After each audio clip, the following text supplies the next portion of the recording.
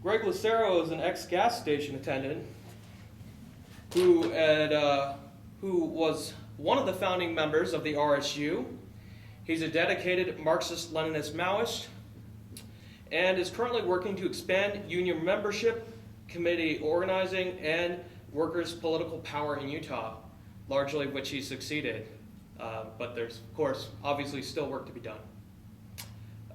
Where some people are revolutionary Marxists, which describes Greg, certainly, it would be remiss not to mention Greg's scholarship, which has informed his revolutionary theory. He has a degree in philosophy and is an alumnus of UVU, Utah Valley State University. Greg does voracious studies in the topics of Soviet history, economics, psychoanalysis, and philosophy. And his pursuit of knowledge, has traveled to Nepal, where he's met with the Maoists and learned a few neato things from them.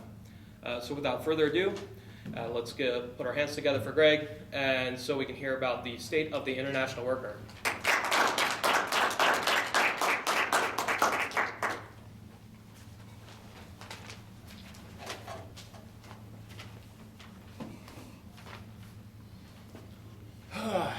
Well, of course, as I start, I would absolutely love to thank Jacob, who is the head of our conference committee and did all of this hard work putting this event together. And of course, thanks for Paul for his wonderful introduction. I hope you'll forgive me. This is about the state of the international worker, and I hope you don't feel that it's too self-indulgent for me to include a little bit of my own story in it. Perhaps this is just a failing of my ability to reason, but I see my own story as caught up with the international worker and his or her struggles. So what is the state of the international worker? Well, one has to look no further than our own country to see at least its general state. Barack Obama has been elected president, and what included a wave of hope and optimism has led to bitter disappointment. We find the United States still engaged in some of the worst acts of imperialism, both directly, indirectly, and with a threat of the rest of the world. We are still in Iraq, where in the most conservative estimates, over 100,000 Iraqis have been killed. We continue to fund a bloody war of choice and aggression. We continue to kill our brothers and sisters in another country. We continue to exploit the resources of a sovereign country, and we continue to prop up a puppet government built only to serve American interests. He promised us that we would be out of Iraq in a year. And now we have no end in sight for this bloody imperialist war. For the good war, if it could be called a good war, Afghanistan, we are still there. We are escalating troops. The abuses of American soldiers have come to light, where they gleefully murder men, women, and children with no regard for the laws of warfare, international human rights, or the basic human decency that is embodied in all of us. Barack Obama has not ever promised to withdraw us from Iraq, and as a matter of fact is escalating this brutal war of aggression.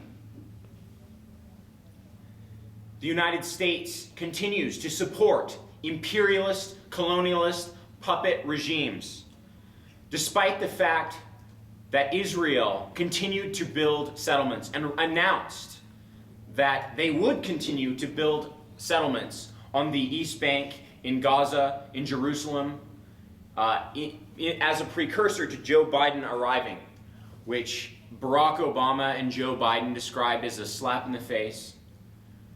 For all of their anger at Israel, the money has not stopped flowing.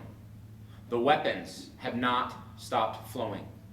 The brutal apartheid regime, as bad or worse than South Africa, which has murdered not hundreds but thousands of Palestinians and is built upon an illegal occupation of a sovereign people continues to grow, and there's no sign of stopping.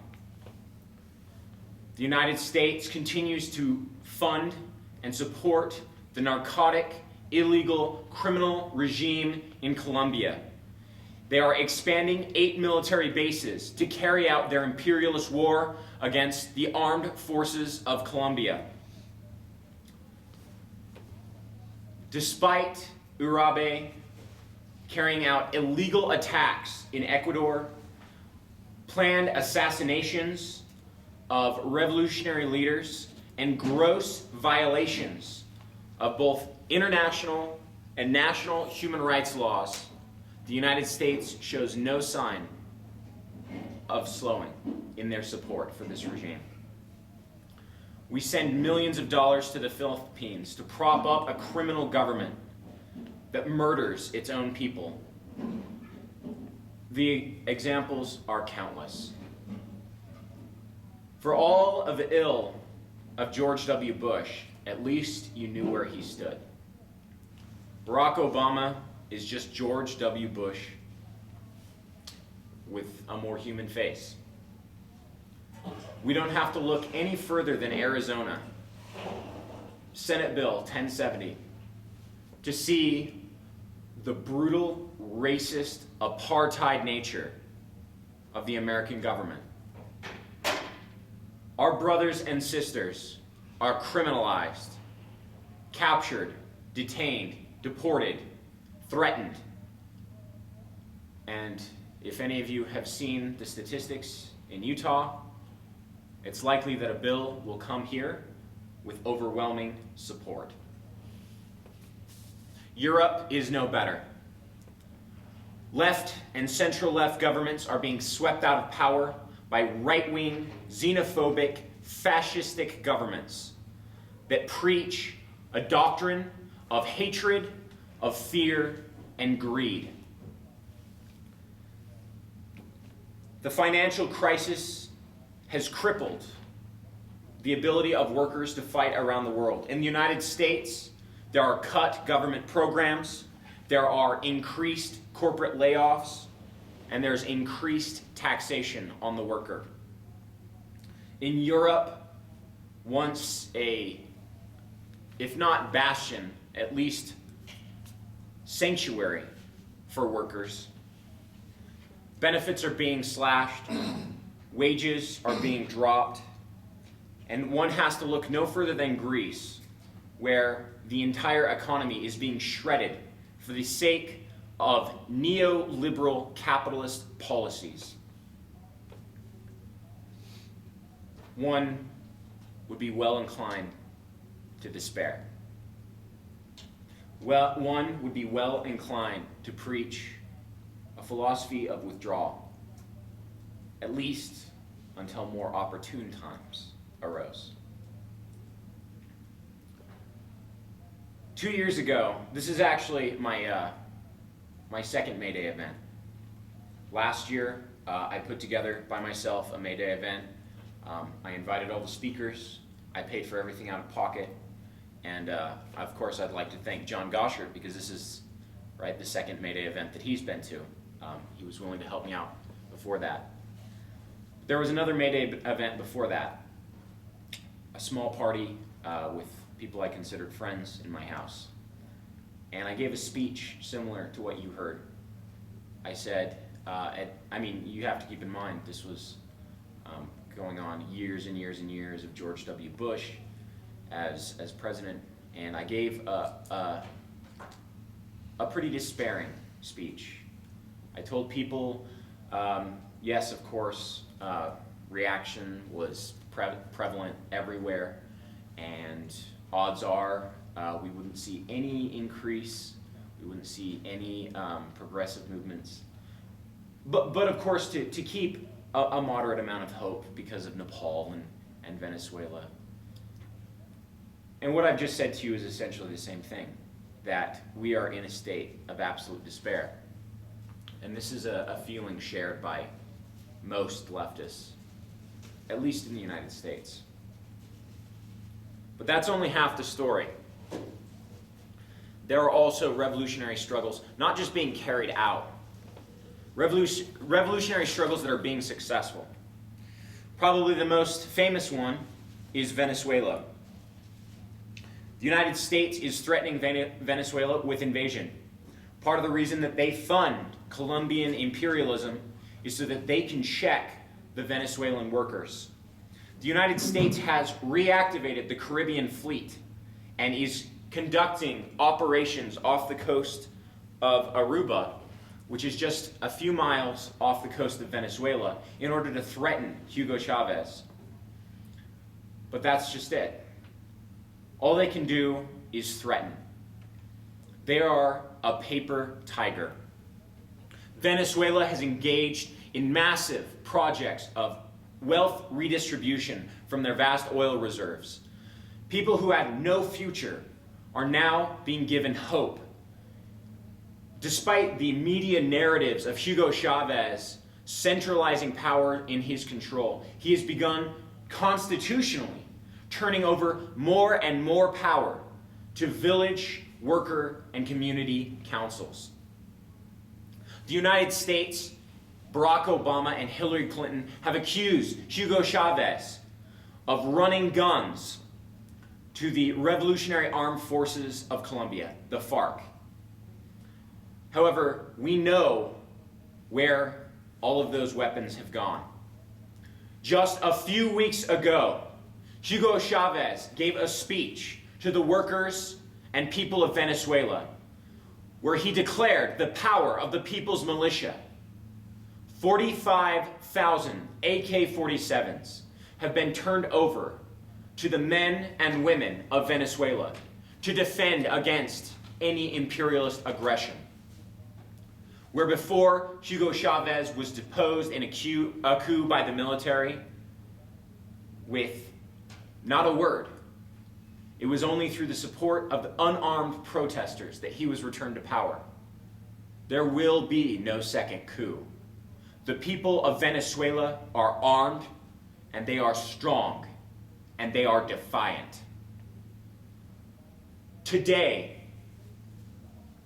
a world away, people had filled the streets. People are still in the streets of a small South Asian country. Nepal, just 10 years ago, was ruled by an iron-fisted king. But today, the Maoists, demonstrating for their democratic right to control their own destiny, are posed to topple the corrupt, neoliberal, and revisionist regime.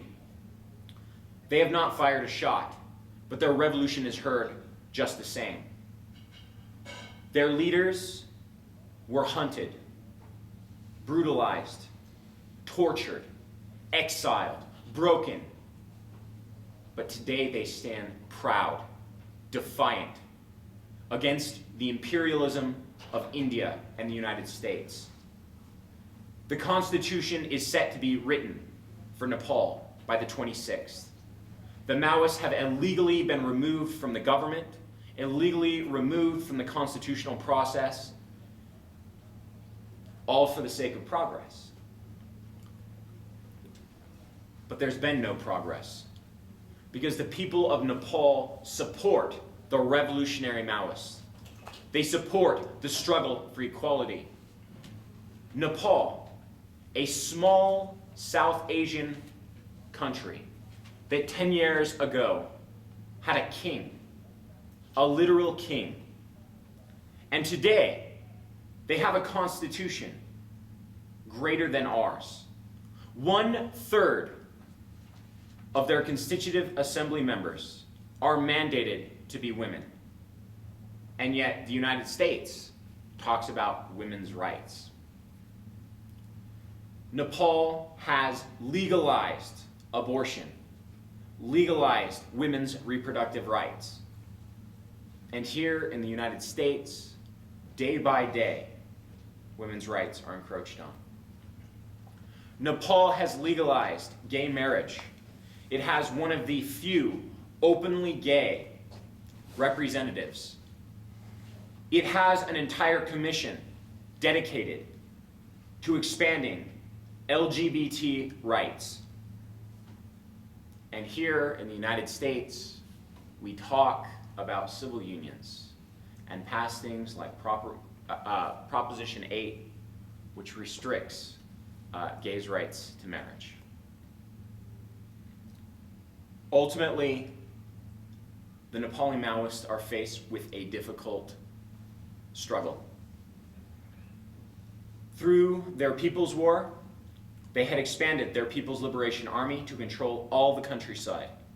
But there was one bastion of reaction, the heart of the imperialist empire, Kathmandu, which they couldn't capture.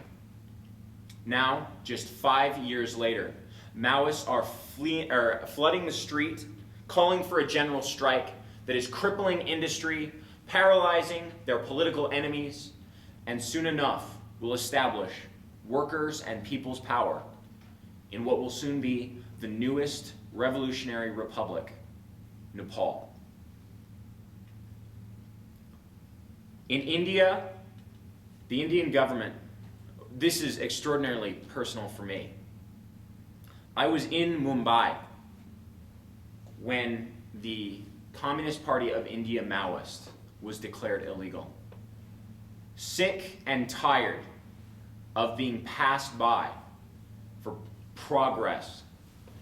Their homes burned, their women and children raped and murdered, all for the sake of bauxite mining. They were sick of the promises of politicians, not to give them a better life, but just to stop the horrible crimes against humanity committed against them daily.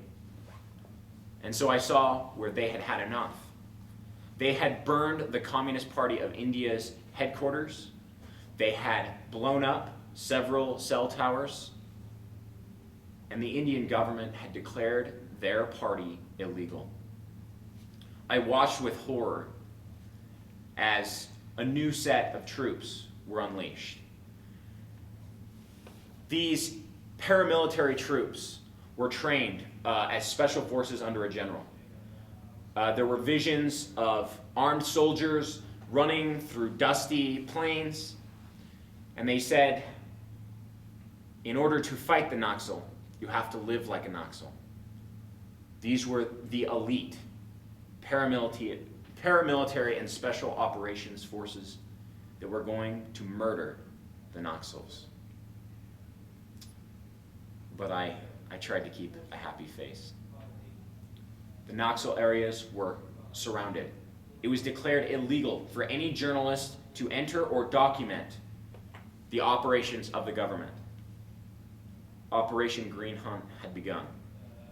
These elite forces swarmed throughout the forests, burning villages, raping women, and executing men. But I tried to keep a happy face. I tried to show my solidarity and support with the Indian Maoists. But then the truth came out. In what the Indian government, in a sick sense of irony, called a massacre, the Naxals had managed to ambush and kill 75 of these quote-unquote elite special forces. The Naxals had sustained no casualties in their ambush.